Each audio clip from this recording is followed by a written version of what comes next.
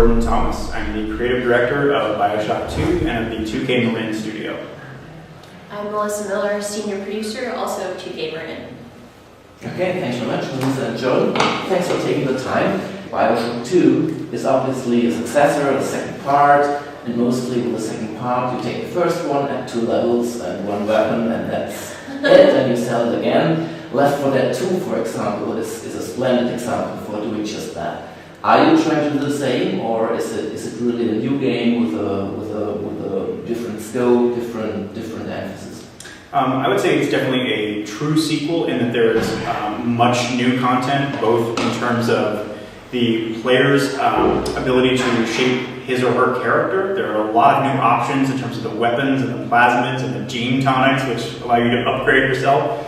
And also in terms of the story, where you have a lot of choices to make that shape the way the story plays out. But on top of that, there's also the multiplayer component, which is completely new. Yeah, right there is just one of the biggest differences, is having the ability to go into a gameplay situation, having all the creative tools that you have, and really the only limits are your own imagination, and facing against live people who are doing the exact same thing. It's a very, very compelling gameplay experience. I also noticed you using the plasmids and the weapons at the same time. So does that mean that I can no longer play the game without using plasmids or without using them a lot?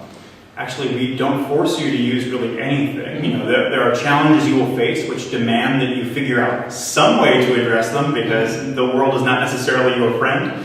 But by contrast to some games where it's kind of a lock and key design, where you must use this tool, Bioshock, it's all up to you. You are the author. So if you want to use just this plasma or just this weapon or none of this and all of that, it is all up to you.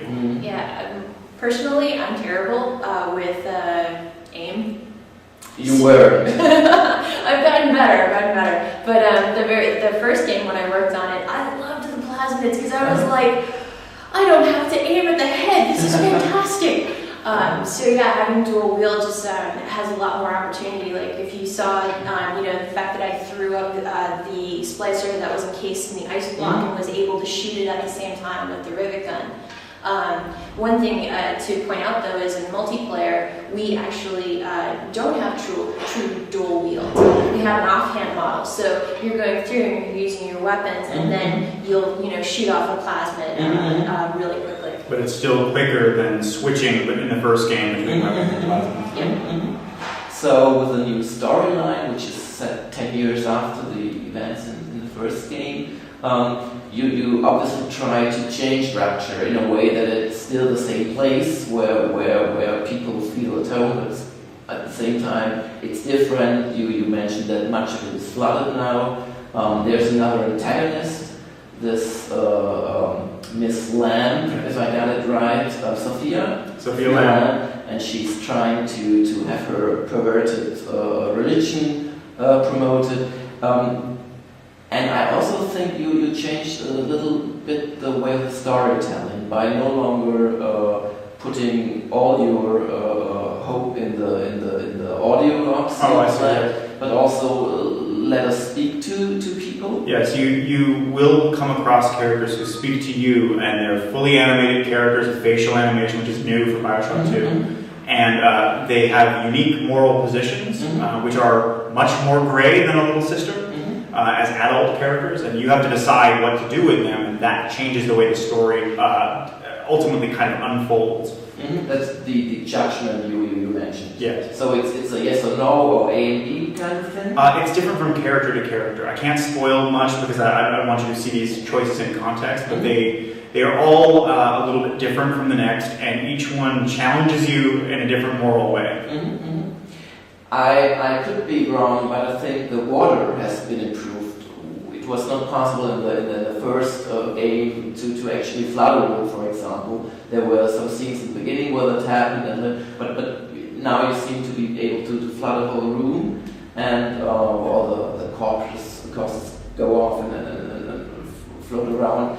Is this something which is used like in 1 or 2 points in the game as a highlight event, or is that pretty common, Melissa? Well, it's It depends on how you look at it, because of course in Bioshock 2 you can actually go outside underwater. So in addition to having areas completely flood, like you saw in Siren Alley, you'll enter places that have already been flooded. You're not actually causing it, or just going out into the ocean itself. And those are really interesting moments. The artist did a phenomenal job of making it really just this kind of really interesting place to go through and explore. Of course, you aren't able to have combat or anything like that, but you're going out there. Jordan always says it's the place where you breathe, in between these really kind of fast-paced, dynamic encounters. So there won't be any fighting there in the submerged levels? No, it's very much an area for you to take stock of things, find pieces of the story, and to scavenge supplies which other people can't get to. So the hacking minigame was thrown away, and now you have this sort of very quick one where the needle does like this, and you have to stop it in a certain yes. range. So the minigame from Bioshock 1 was something which would pause the simulation, take you out of the action, and make you go through a kind of complicated path. In Bioshock 2, we wanted to increase immersion and take you out of the simulation as little as possible.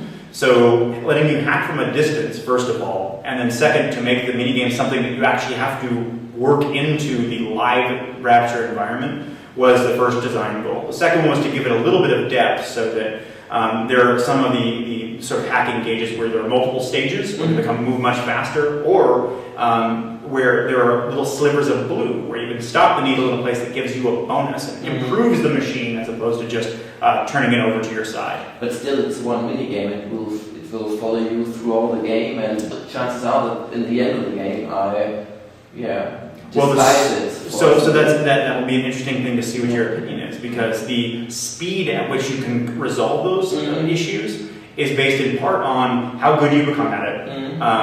The actual maximum time any of them is meant to take up. So in other words, the longest hack from Bioshock 1 is quite significant. These are a few seconds at a time, and so it's hard to get tired of it because you just kind of begin to flow. You don't even really think about it anymore. And that's the target, is that if you invest heavily in the hacking path, you're thinking about what you did to the world, not the little minigame you played to get there. And I think that you, like the very first time you experienced that gameplay mechanic of being able to, like, say you see the camera and you just come around a corner and you've managed to attract splicers who are shooting you now too. You can shoot the dart off, hit the camera, and then duck back around the corner and still be doing the hack game. And just having that versatility is really, really cool. You take it for granted almost immediately. You're like, how did I ever play the game without this? But the combinatory interactions, like freezing a machine, will still slow down the needle and so forth. Those interactions are preserved. Yeah, and you still have the options of, because I know I used the auto hack tool very, very much in the first one, and I bought out the hacks as well. Those are all still options. Okay. Now, with the first part, there were many people asking about System Shock all the time, of course, because it was clearly game mechanic-wise, it was a sort of successor, although it was more action-oriented. Is System Shock now even something to think about doing the second part of Bioshock? Definitely. I mean, this is one of those things where it's like, well, we normally like to focus on the actual game we're talking about, but System Shock 2, for example, is a game which drove me to get into games in the first place. So we are definitely mindful of it. The goals for Bioshock are obviously very different. It is a first-person shooter with interesting choices, and it has heavy presentation kind of quality bar, or a high quality bar, rather than being slow-paced and kind of starved for supplies constantly. But when I play on hard, I want to be starving for supplies.